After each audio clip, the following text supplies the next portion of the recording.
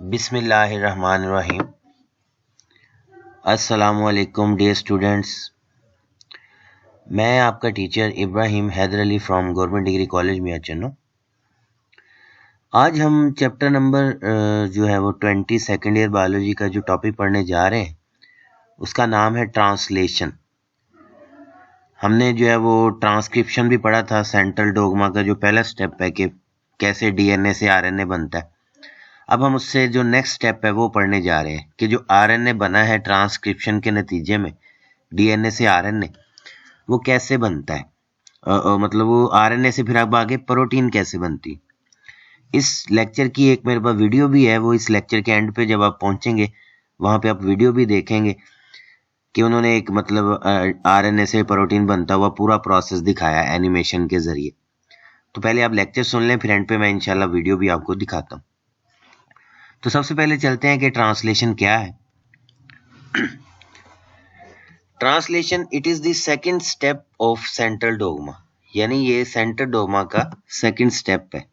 Second step है basically, it is the second step of central dogma. इसमें होता क्या है, it is the transfer of information from RNA to proteins, यानी जो इंफॉर्मेशन है आरएनए में होती उससे प्रोटीन्स बनती हैं।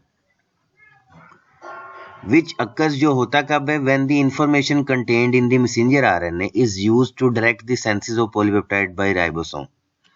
कि होता क्या है कि मैसेंजर आरएनए के ऊपर जो इंफॉर्मेशन है राइबोसोम उसको पॉलीपेप्टाइड चेन की सिंथेसिस में इस्तेमाल करते हैं।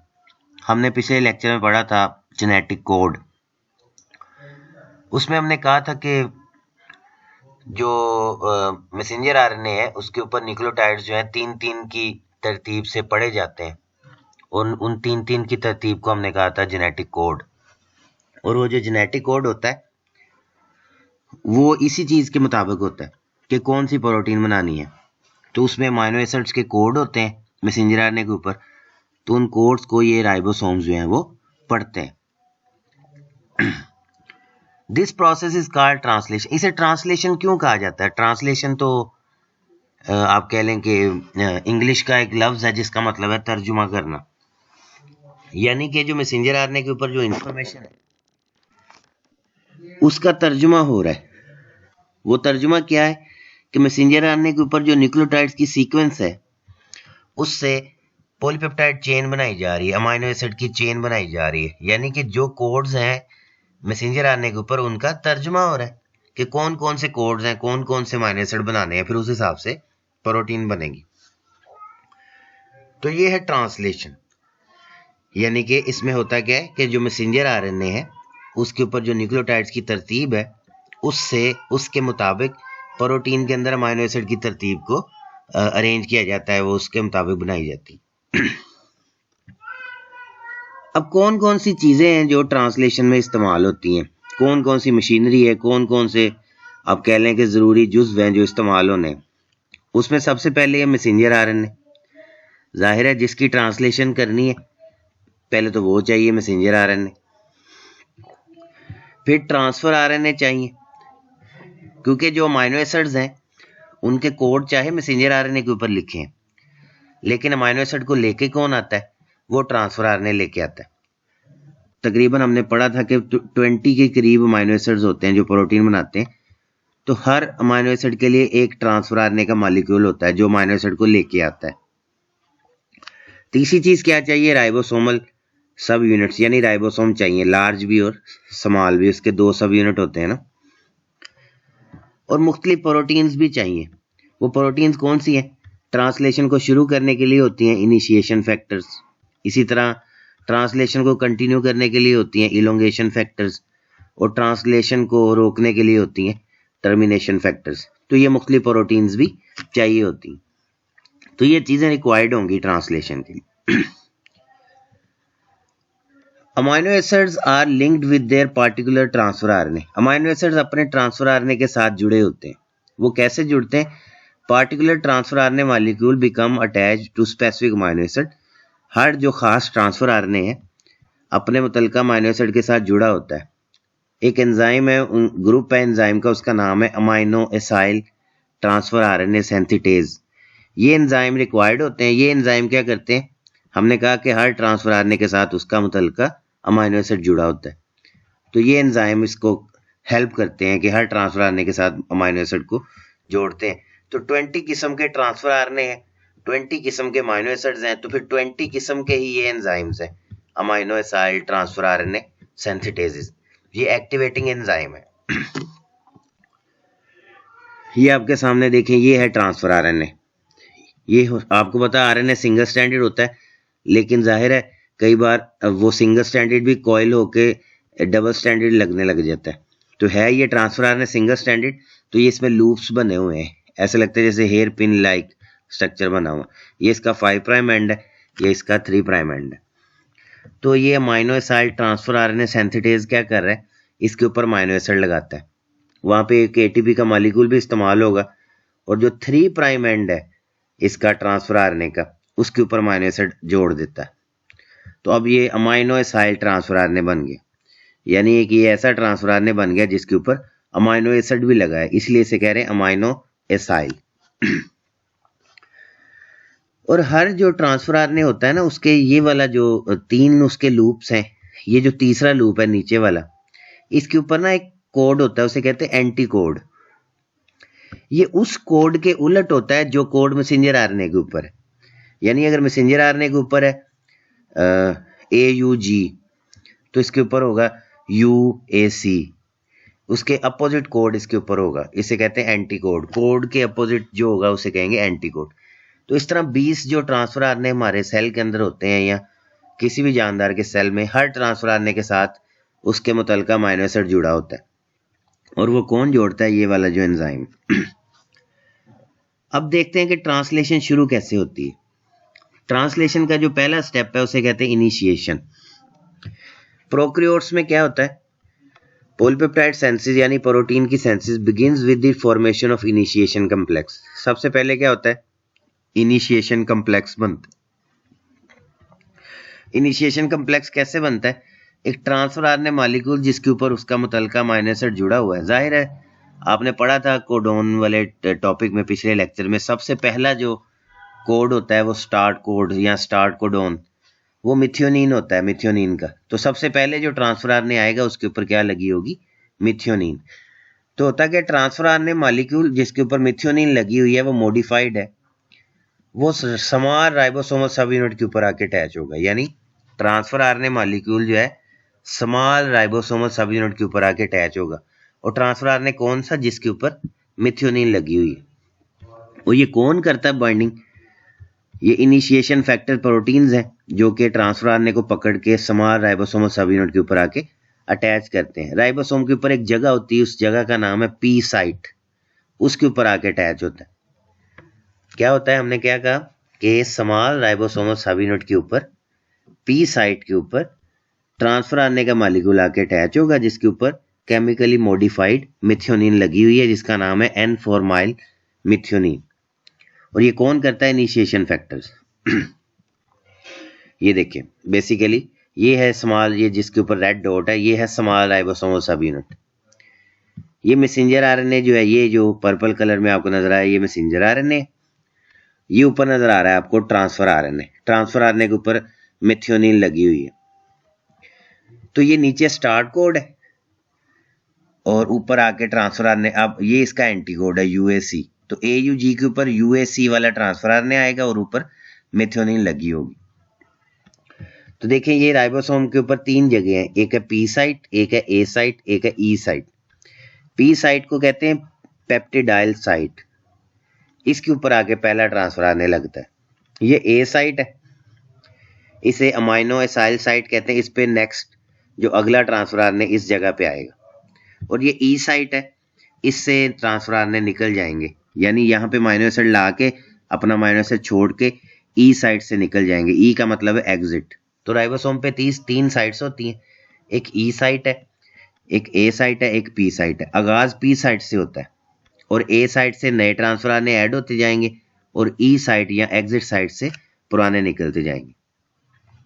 तो after initiation complex has formed, जब इनिशिएशन कॉम्प्लेक्स बन जाता है, द लार्जर सब यूनिट, अब देखें ना ये पीछे डायग्राम में, ये है इनिशिएशन कॉम्प्लेक्स।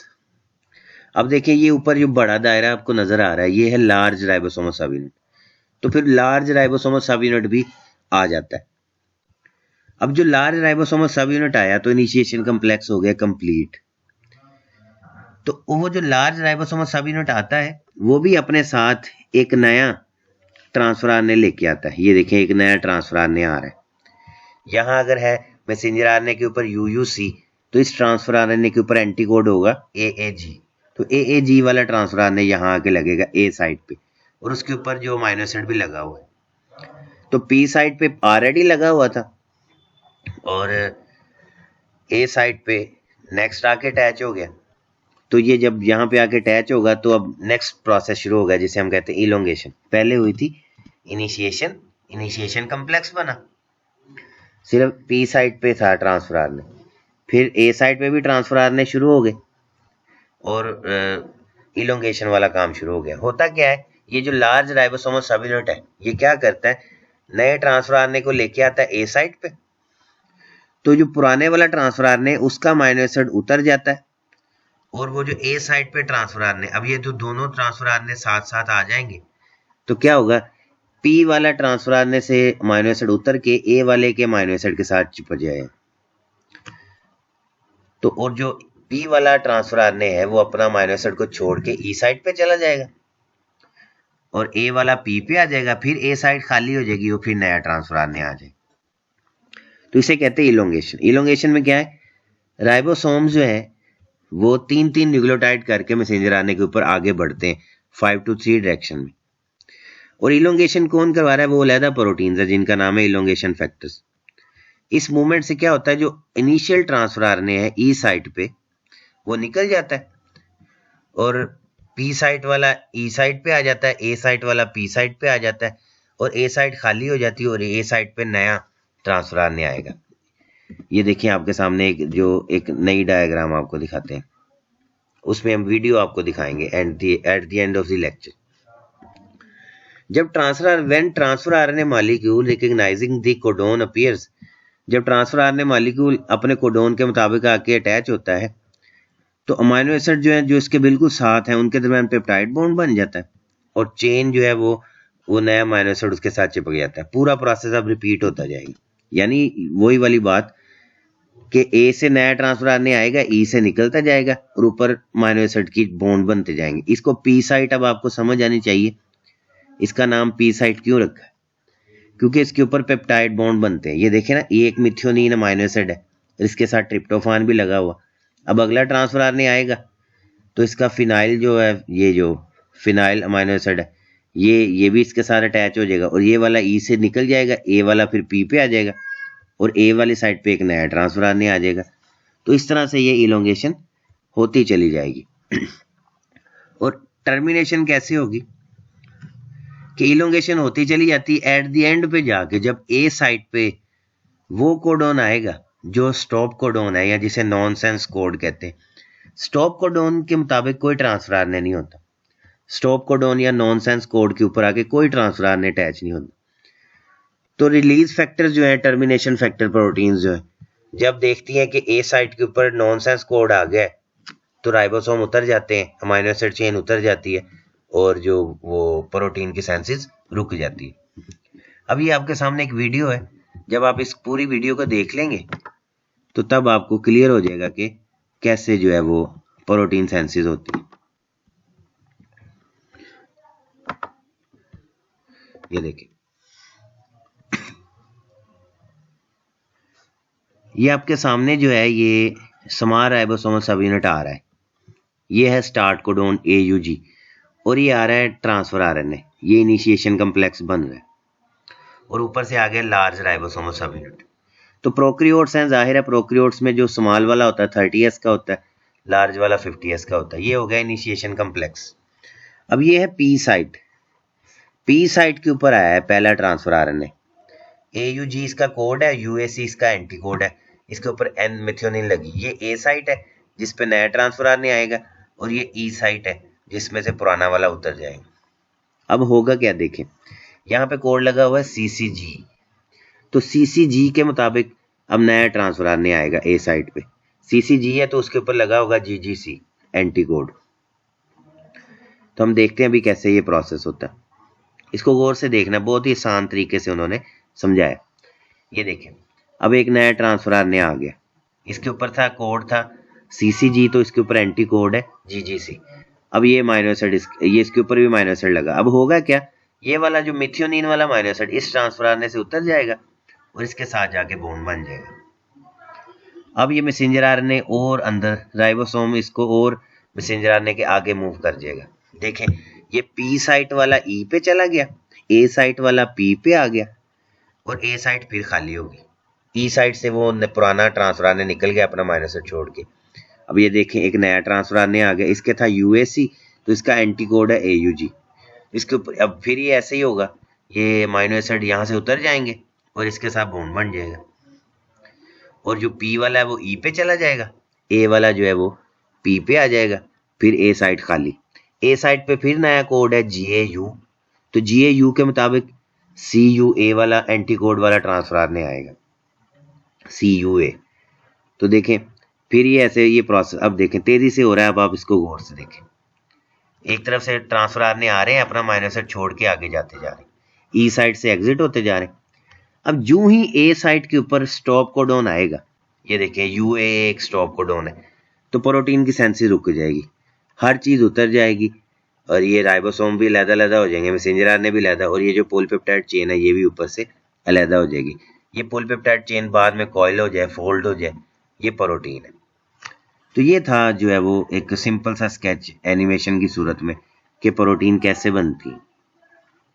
तो इसमें हमने क्या देखा कि बेसिकली सबसे पहला स्टेप इनिशिएशन में क्या होता है, स्मॉल राइबोसोमल सब यूनिट आके अटैच होता है, उसके बाद फिर ट्रांसफर आरएनए आता है P साइड पे, फिर A साइड, फिर लार्ज राइबोसोमल सब यूनिट आ जाता है, मैसेंजर आरएनए का जो A साइड पे कोडोन है उसके मुताबिक एंटी कोड वाला ट्रांसफर आरएनए आता है नए सिरे से। तो ऐसे इलोंगेशन होती चली जाती है। जब A साइड पे स्टॉप कोडॉन आएगा तो सेंसिस बंद हो जाएगी, हर चीज़ अलग हो जाएगी, प्रोटीन की चेन अलग हो जाएगी। इस टॉपिक को गौर से पढ़ें, गौर से समझें, कोई भी कंफ्यूजन हो, कोई भी सवाल हो तो मैं हाजिर हूँ और मैं इंशाल्लाह ज़रूर रिप्लाई करूँगा। आप व्हाट्सएप पे मुझे मैसेज कर दें, कमेंट्स में मुझे मैसेज कर दें और मैं इंशाल्लाह जो भी आपकी कंफ्यूजन होगी इसको दूर करने की पूरी कोशिश करूँगा। अल्लाह आप सबका हामी नासिर हो। मुझे इजाज़त दें, नेक्स्ट नए लेक्चर के साथ, नए टॉपिक के साथ हाजिर होंगे। अल्लाह आप सबका हामी नासिर हो। अल्लाह हाफिज़।